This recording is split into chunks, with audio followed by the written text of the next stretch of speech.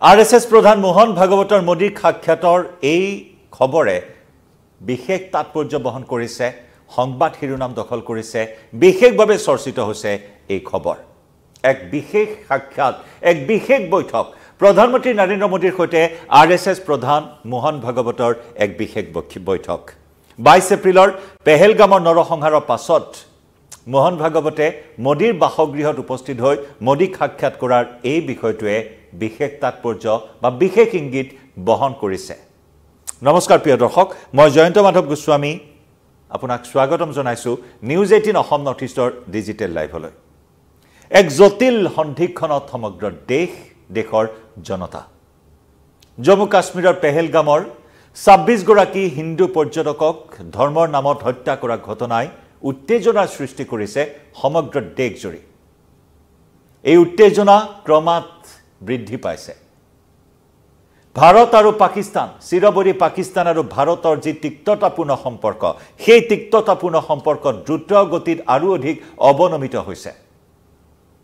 পাক সমৰ্থিত সন্ত্ৰাসবাদী লস্কৰী তৈবাৰ ভগ্নী সংগঠন দা ৰেজিষ্টেন্স ফ্ৰণ্টে যি বৰ্বৰ হত্যাকাণ্ড সংঘটিত কৰিলে এই হত্যাকাণ্ডৰ বিৰুদ্ধে সকলোৱে সমস্বৰে হৰ্মকণ্ঠেৰে দাবী উত্থাপন কৰিছে যে এইবাৰ ভাৰতে এখিকনি দিব পাকিস্তানক আৰু সেই মৰ্মে ভাৰত চৰকাৰ হাজু হৈছে ভাৰতৰ প্ৰধানমন্ত্ৰী নৰেন্দ্ৰ মোদীয়ে কালি ঘণ্টাজোৰা কালি 90 মিনিট জোৰা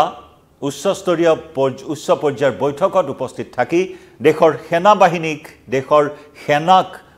স্বাধীনতা প্ৰদান কৰিছে ফ্ৰী হেণ্ড দিছে পাকিস্তানত সন্ত্ৰাসবাদীক আক্ৰমণ কৰিবলৈ সম্পূৰ্ণ স্বাধীনতা প্ৰদান কৰিছে আৰু কালিৰ সেই উচ্চস্তৰীয় বৈঠকখনৰ প্ৰাক মুহূৰ্তত মোহন ভাগৱতে মোদীক সাক্ষাৎ কৰাৰ এই খবৰে বিশেষ তাৎপৰ্য বহন কৰিছে সাধাৰণতে মোহন ভাগৱতে খুব কমেই ৰাজনৈতিক নেতাসকলক সাক্ষাৎ কৰে অতি ৰেয়াৰ বুলি কোৱা হয় মোহন ভাগৱতে বিশেষকৈ মোদীক সাক্ষাৎ কৰা বিশেষ তেনেকুৱা দেখিবলৈ পোৱা নাযায় আৰু মন কৰিবলগীয়া যে এয়া হৈছে প্ৰথমবাৰৰ বাবে প্ৰধানমন্ত্ৰীৰ আসনত বহাৰ পিছত নৰেন্দ্ৰ মোদীয়ে 2014 চনত দেশৰ প্ৰধানমন্ত্ৰীৰ দায়িত্ব গ্ৰহণ কৰিছিল আৰু সেই 2014 চনৰ পৰা কিন্তু আজিৰ তাৰিখলৈকে মোহন ভাগৱত RSS প্ৰধান গৰাকীয়ে মোদীক সাক্ষাৎ কৰিব যোৱা নাছিল মোদীৰ বাসগৃহত উপস্থিত হৈ এয়াই হৈছে প্ৰথমটো সাক্ষাৎ মোহন ভাগৱতৰ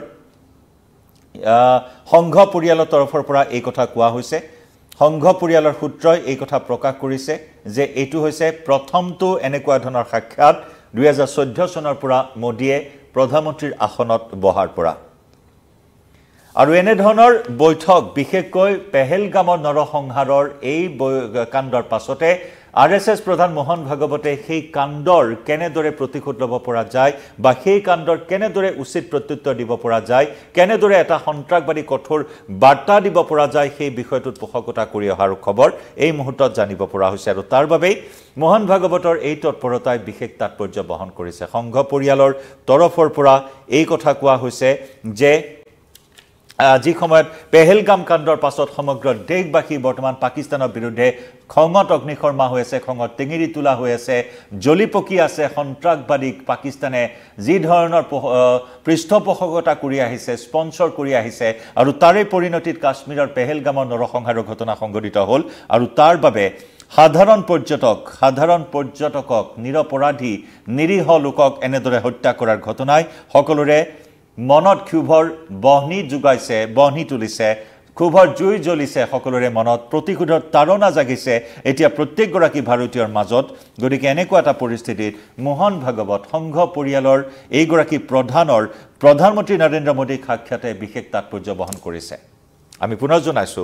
বিশেষ এই কাৰণে যে মোহন ভাগৱতে সংঘ পৰিয়ালৰ সূত্ৰ অনুসৰি কোনো বিশেষ ৰাজনৈতিক নেতা কোনো বিশেষ কাম নহলে সাধাৰণতে সাক্ষাৎ নকৰে কিন্তু তেনেস্থলত মোদীক এয়া প্ৰথমটো সাক্ষাৎ কৰিছে প্ৰধানমন্ত্ৰীৰ আসনত বহাৰ পিছত তাকো পেহেলগাম কাণ্ডৰ পাছত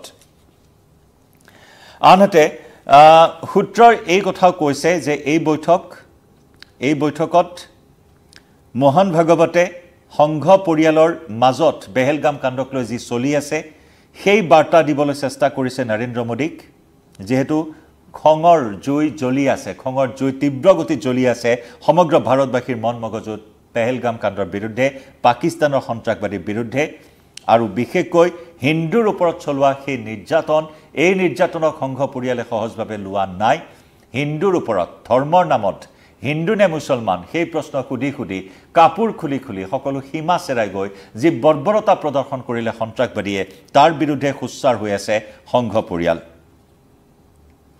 আৰু এই ক্ষেত্ৰত এটা বাৰ্তা প্ৰধানমন্ত্ৰী নৰেন্দ্ৰ মোদীক এটা বাৰ্তা দিবলৈ প্ৰয়াস কৰা হৈছে সংঘ পৰিয়ালৰ তৰফৰ পৰা যে এই বিপদৰ সময়ছোৱাত দেশৰ এই জটিল সময়ছোৱাত সংঘ পৰিয়াল মোদীৰ সৈতে বা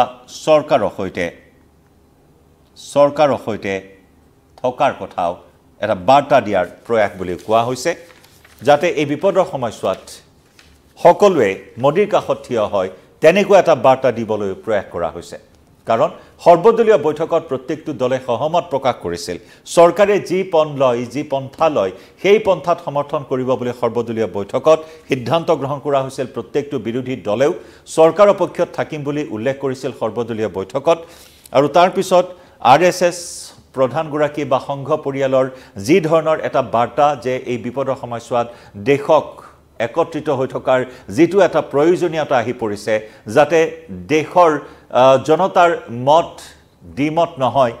যদি দুটা ফৈদত ভাগ নহয় সকলোৱে একত্ৰিত হৈ একতাৰ এনাজৰীৰ মাজত একতাৰ দোলেৰে এই বিপদৰ সময়ছোৱাত দেশখনক আগুৱাই নিব পাৰি সন্ত্ৰাসবাদৰ বিৰুদ্ধে এই ক্ষেত্ৰত সংঘ পৰিবাৰ ঐক্যবদ্ধ হৈ থকাৰ বাৰ্তা দিয়াৰ প্ৰয়াস কৰিছে মোহন ভাগৱতৰ এই সাক্ষাতে প্ৰধানমন্ত্ৰী নৰেন্দ্ৰ মোদীক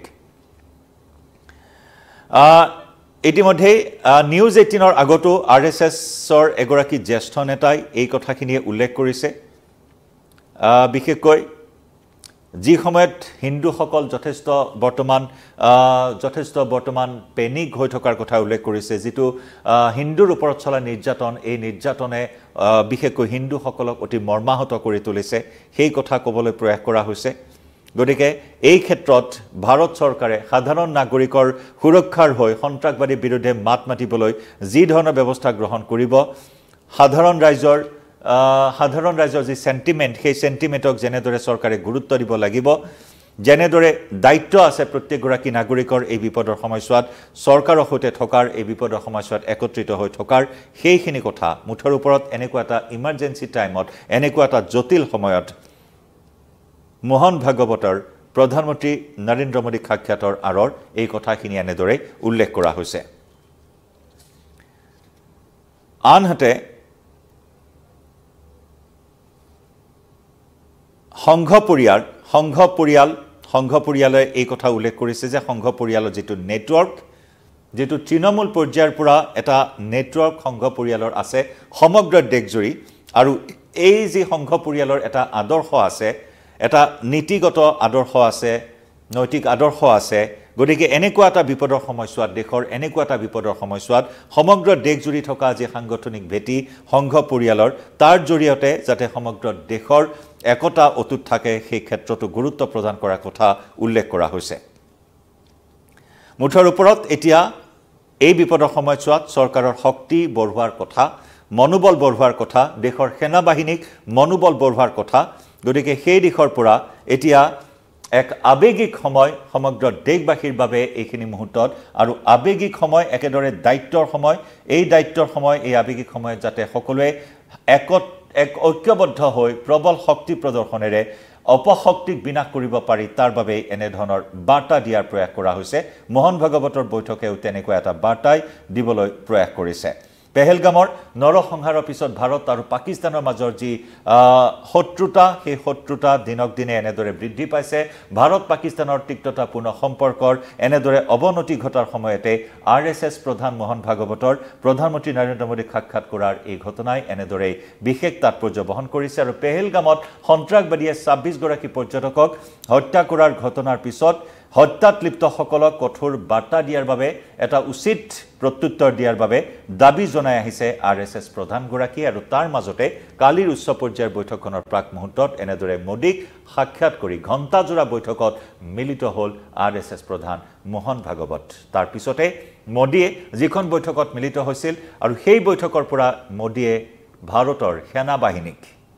ফ্ৰী হেণ্ড দিছে পেহেলগামৰ নৰসংহাৰৰ প্ৰতিশোধ ল'বলৈ ভাৰতৰ সেনা বাহিনীক